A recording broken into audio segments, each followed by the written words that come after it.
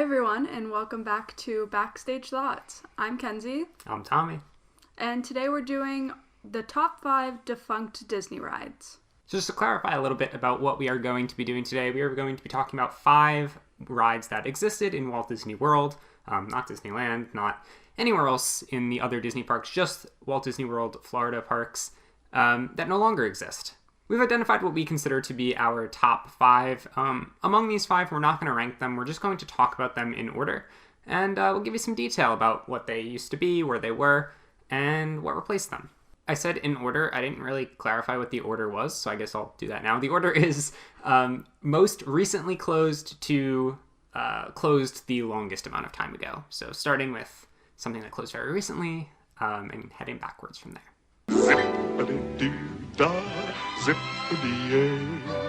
Splash Mountain opened October 2nd, 1992, and it was in Frontierland at Magic Kingdom. It was a log flume ride based around Song of the South, and it was best known for the big drop at the end of the ride.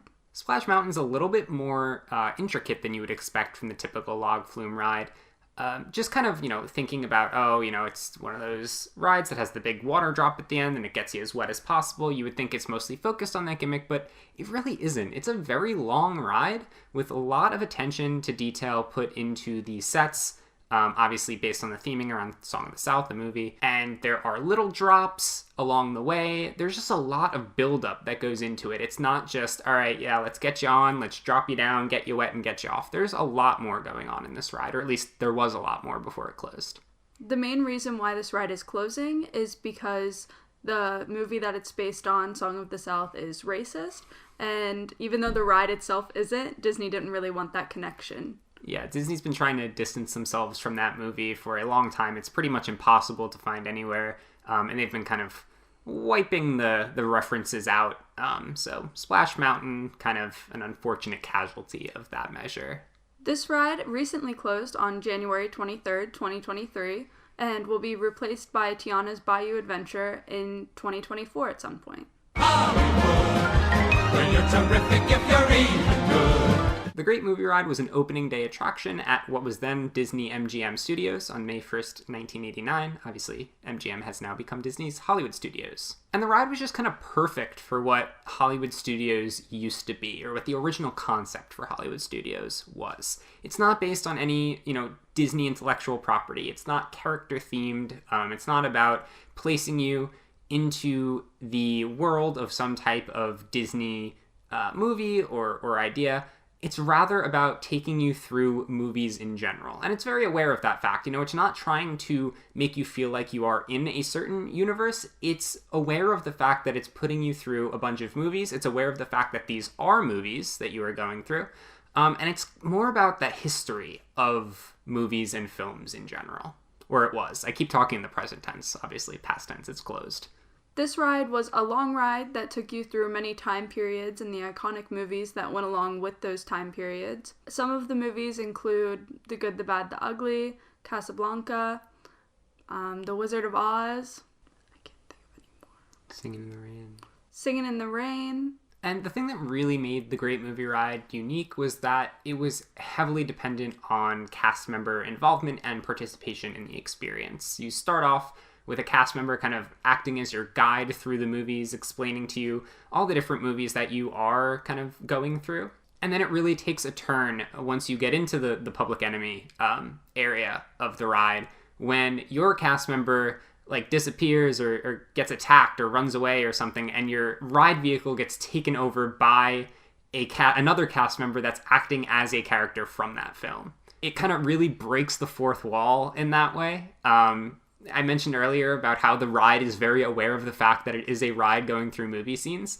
And it really becomes apparent that fourth wall breaking when the movie scenes are interacting with your vehicle. They are aware that there is a vehicle passing through. Then, of course, you're kind of stuck with that cast member until you get to Raiders of the Lost Ark, where that cast member that's playing that character gets out and tries to steal the diamond or the gem or whatever it is, and then all of a sudden the original cast member returns and takes back over. And it keeps going. Once you get to the Wizard of Oz, your cast member is interacting with the Wicked Witch of the West. as the Wicked Witch of the West is kind of, interrogating you as you're riding through. It's just the fourth wall breaking and the cast member involvement really made this a unique experience. This ride closed on August 13th, 2017, and was replaced by Mickey and Minnie's Runaway Railway on March 4th, 2020.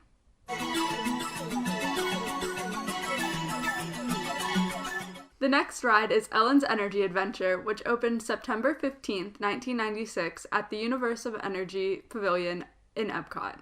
This ride was extremely long. Like, so long they had to put a warning outside that it was 40 minutes long. In addition to that, it was also quite a strange attraction. The premise is that you are watching Ellen's dream, and then Bill Nye the Science Guy is there, and then you, play Jeopardy, but all of the categories are about energy, and then you time travel to dinosaurs and the Big Bang.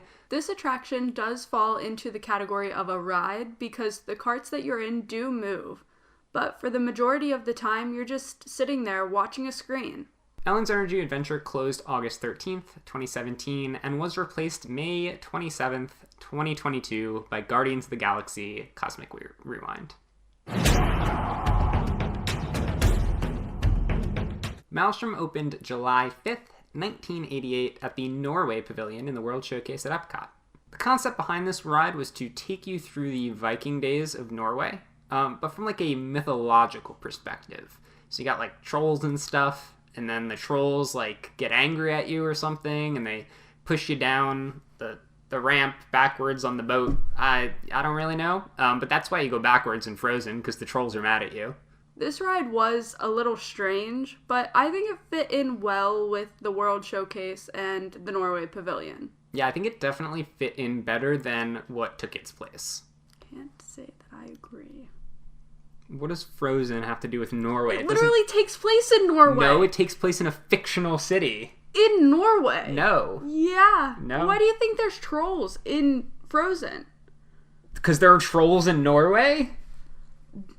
Maelstrom has to do completely with trolls. It's mythical.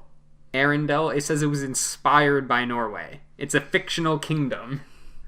I don't make the rules. Maelstrom closed October 5th, 2014, and was replaced by Frozen Ever After on June 21st, 2016. Are we on the way to Nottingham, to Greenland, to Buckingham, already have by the sea? Mr. Toad's Wild Ride was an opening day attraction at Magic Kingdom on October 1st, 1971. It was located in Fantasyland, and wild was definitely the correct way to describe it. Now, this ride closed before either of us were born, so obviously we've never ridden it. And even though it does still exist in Disneyland, the version that is now out there in Disneyland has been completely updated from what it used to be and is also significantly different from the one that used to exist in Magic Kingdom. So we kind of had to rely on old ride-through videos that we found on YouTube. And let me say, watching these videos kind of made me feel like what I imagine an acid trip is like. There were two different tracks that brought you through different ride scenes, so the experience that you got varied pretty greatly depending on which side they loaded you in on, and both of them are kind of crazy. The ride itself is not fast, but the pacing of the scenes is so fast. You're here, now you're here, then you're here. It's and then there's a naked woman. Yeah, you're in a bar. There's a bar scene with beer flying everywhere and a naked woman. I think it was a naked. It definitely. I think so. Yeah. Yeah. And then there's cops, and then you're in jail, and then the train hits you, and you die, and you go to hell. And I don't know. I don't know what's going on with this ride.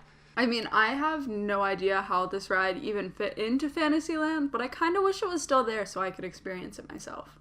Mr. Toad's Wild Ride closed on September 7th, 1998, and was replaced by The Many Adventures of Winnie the Pooh on June 4th, 1999. So there you have it. That was our top 5 defunct Disney World rides. Let me know what your top 5 looks like in the comments below. It'd be nice to get a nice discussion going about this. If you are interested in Disney World content, give us a little subscribe. We will have more videos in the future talking about all sorts of Disney-related things. Thanks for watching. We'll see you in the next video.